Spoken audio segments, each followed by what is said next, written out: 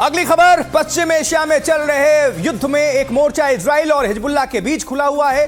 दक्षिण लेबनान में इजराइल की सेना हिजबुल्लाह को उखाड़ फेंकने पर आमादा है, तो उधर हिजबुल्लाह इजराइल के शहरों पर रॉकेट और ड्रोन से प्रहार कर रहा है। लेबनान की सीमा के करीब उत्तरी इजराइल हिजबुल्लाह के निशाने पर ईरान समर्थक हिजबुल्लाह ने किरियात शिमोना इलाके में रॉकेट हमला किया तो इलाका दहल गया। पूरी इमारत आग की लपटों से घिर गई।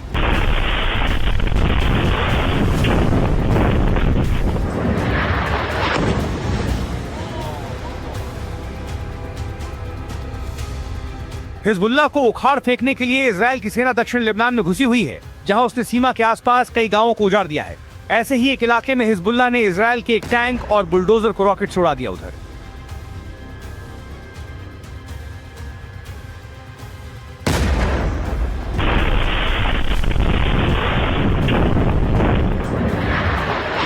इजराइल ने दक्षिणी लेबनान के ऐतिहासिक शहर टायर के बुर्ज अल शमाली इलाके को निशाना बनाया। अचानक जैसे एक इमारत पर आसमान से बिजली टूटी और भयानक धमाके ने इलाके को हिला कर रख दिया। इजराइल ने दावा किया कि इस इमारत का इस्तेमाल हिजबुल्लाह कर रहा था। उधर ईरान ने अपने मिसाइल और ड्रोन हमलों की नई लहर लॉन्च कर दी है। देखिए, IRGC के मुताबिक हमलों की 95वीं लहर में कुवैत और बहरीन में अमेरिकी सैनिक ठिकाने उसके निशाने पर रहे। तेल अवीव पर भी ईरान ने कहर बरपाया है, जिसकी तस्वीरें विस्तार से देखिए।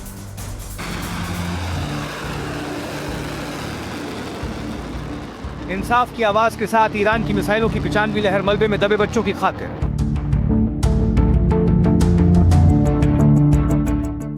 गाजा में मारे गए पत्रकारों की खातिर।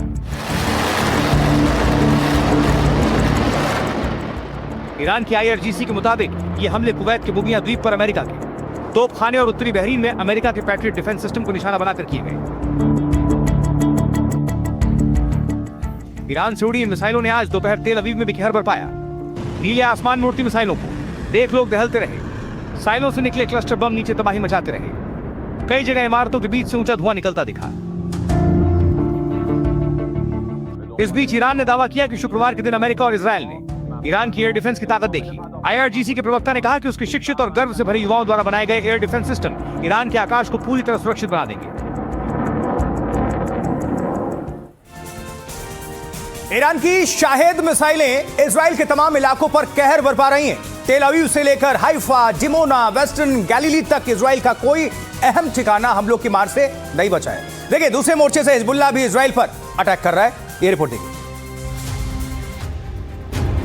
युद्ध के 36वें दिन इजराइल और खाड़ी देशों पर ईरान के मिसाइल हमलों की 93वीं लहर। इजराइल के तेल Aviv, किरियात, Haifa, Dimona, western Galilei समेत कई शहर मिसाइल और ड्रोन हमलों का निशाना बने। ईरान की शाहेद मिसाइलें तेल अवीव को निशाना बनाकर दागी गईं। ये मिसाइलें इस तरह इजराइल पर कहर बनकर गिरी। उत्तरी इजराइल में रिहायशी इलाके के पास का ये हाल हो गया। हमला इतना जोरदार था कि सड़क बर्बाद हो गई।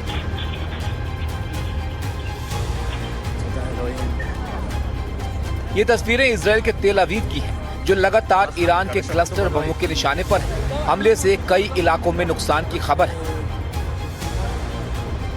उधर लेबनान में इजरायली सेना के निशाने पर आया हिजबुल्लाह पलटवार कर रहा है। हिजबुल्लाह ने मिसाइल अटैक का वीडियो जारी किया है।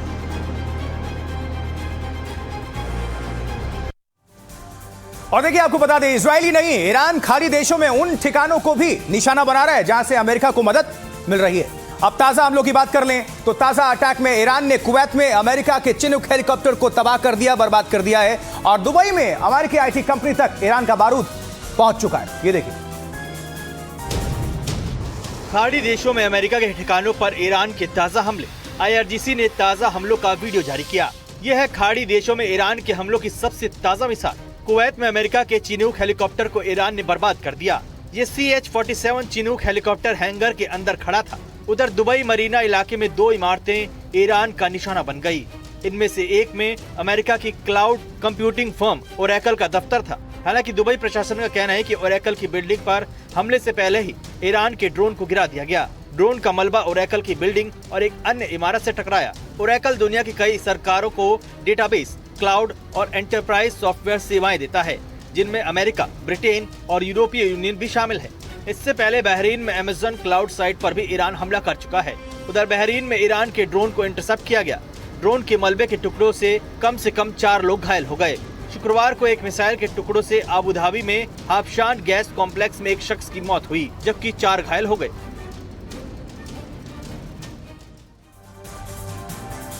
इजराइल और अमेरिका ईरान में नागरिक ठिकानों को टारगेट कर रहे हैं और यहां तक कि यूनिवर्सिटी भी नहीं बख्शी जा रही है। इसे देखते हुए ईरान ने अपने छात्रों से कहा है कि वो अब ऑनलाइन पढ़ाई करें। देखिए रिपोर्ट। शुक्रवार की रात ईरान की राजधानी तेहरान के कई इलाके इस तरह धमाकों से गूंजते रहे। इजराइल की वायुसेना ने दावा किया कि उसने ईरान की एयर डिफेंस साइट्स और मिसाइल बेस पर ये हमले किए हैं। हथियारों पर रिसर्च से जुड़े IRGC के एक सेंटर पर भी हमले का दावा किया गया। तेहरान के अलावा ईरान के कराच, सिराज और इस्फहान में भी अमेरिका और इजराइल की बमबारी जारी रही। हमले सिर्फ सैन्य ठिकानों तक सीमित नहीं है, बल्कि ईरान की यूनिवर्सिटी, मेडिकल कंपनियां, रिसर्च सेंटर और पुल भी निशाना बन रहे हैं। ये तस्वीरें तेहरान में शाहिद बेहेश्ती यूनिवर्सिटी पर हवाई हमले के बाद की है। हमले से यहाँ इमारत को काफी नुकसान हुआ। उधर दक्षिण लेबनान में घुसी इजरायली सेना के जमीनी और हवाई हमले जारी हैं। ये हमलों की ताज़ा तस्वीर है। इजरायली सेना का दावा है कि उसने हिजबुल्लाह के 75 ठिकानों पर हमले किए। 40 से ज्यादा हिजबुल्लाह लड़ाकों को मारने का दावा किया गया है। देखिए, इस बीच दावा किया गया कि युद्ध विराम आगे बढ़ रहा है, मतलब उसके लिए इनिशिएट हुआ है, लेकिन ईरान ने 48 घंटे युद्ध विराम के अमेरिका के प्रस्ताव को सिरे से खारिज कर दिया।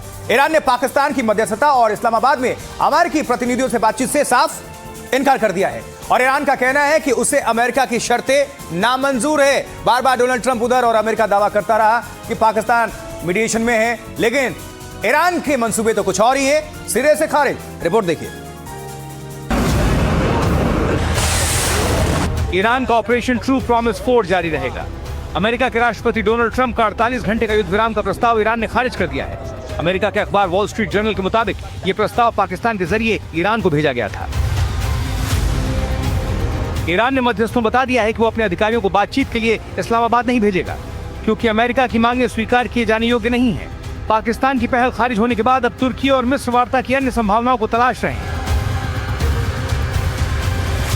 उधर युद्ध विराम का प्रस्ताव खारिज करते ही ईरान ने उत्तरी और मध्य इजराइल पर मिसाइल और ड्रोन हमले तेज कर दिए, लेकिन अमेरिकी राष्ट्रपति ट्रंप अब भी उम्मीद पाले हुए हैं। उन्होंने अमेरिका की NBC न्यूज को बताया कि ईरान में अमेरिका के जेट विमान गिरने का असर ईरान के साथ बातचीत पर नहीं पड़ेगा। कई जानकार मानते हैं कि बहादुरी के तमाम दावों के बीच ट्रंप अब युद्ध से निकलने का कोई सम्मानजनक रास्ता खोज रहे हैं, क्योंकि अमेरिका ने ईरान की सैन्य क्षमता का गलत आकलन किया था। और इस बीच ईरान की सीमा में गिरे अमेरिकी पायलट को खोजने के लिए अमेरिका और ईरान में होड़ लगी हुई है। जी हां, ईरान के दक्षिण पश्चिमी कोहगिलियो इलाके को सील कर दिया गया है। उधर ढूंढने में लगे हैं अमेरिका के एक युद्धक विमान A-10 थंडरबोल्ट यानी वॉरहॉग को भी ईरान ने टारगेट कर दिया है। ये देखें।